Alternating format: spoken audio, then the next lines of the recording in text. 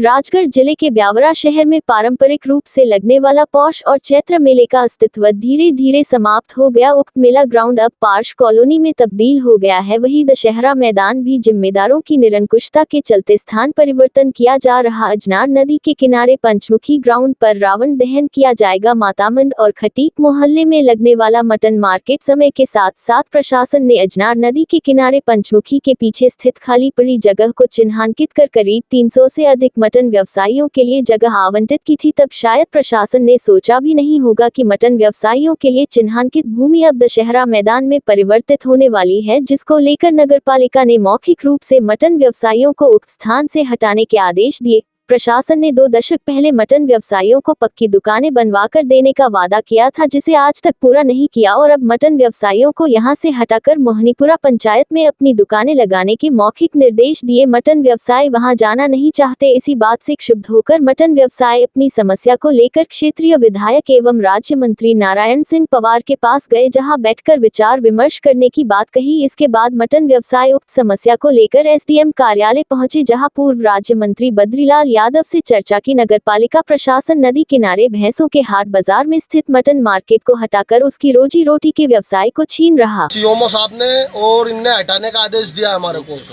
रूप किशोर भाई साहब ने और इकरार अहमद जी ने। तो सर हम है ना 2003 से हमारा यहाँ मार्केट है। ये मार्केट हमारा 2003 से आज 2025 है। यहाँ को हमारे को यहाँ से हटाने का आदेश दिया है। हमारे को वहाँ नदी के पास फेंक रहा है और वहाँ सांप कीड़े कांटे सब है वहाँ पे।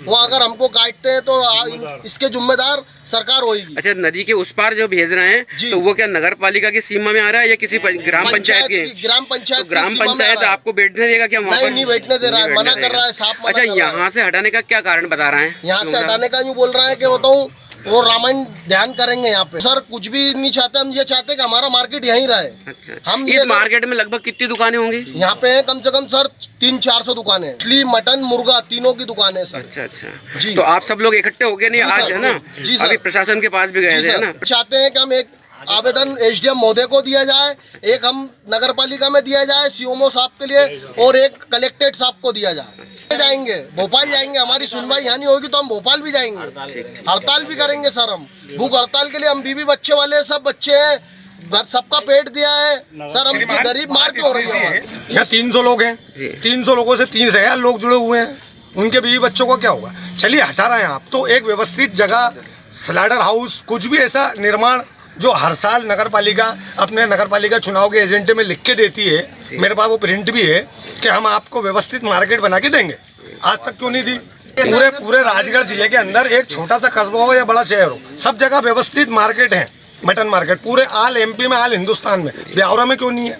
होना चाहिए कि नहीं होना चाहिए? ये व्यवस्थित जगह नहीं है, हम लोगों को बैठने के लिए परेशानी तो है। तो आप शासन प्रशासन के समक्ष ये वाली बात रखेंगे? बिल्कुल रखेंगे ना। अच्छा, बिल्कुल रखेंगे। तो लाखों रुपए का नुकसान हो जाता है, क्यों नहीं रखेंगे? अगर मान लो यहाँ पानी भराएगा, दुकानें हमारी डूबेंगी, हमारा नुकसान होगा, इसका भुगतान हमने आज तक नहीं मांगा प्रशासन से, लेकिन हमारे लिए व्यवस्थित जगह तो होना चाहिए ना।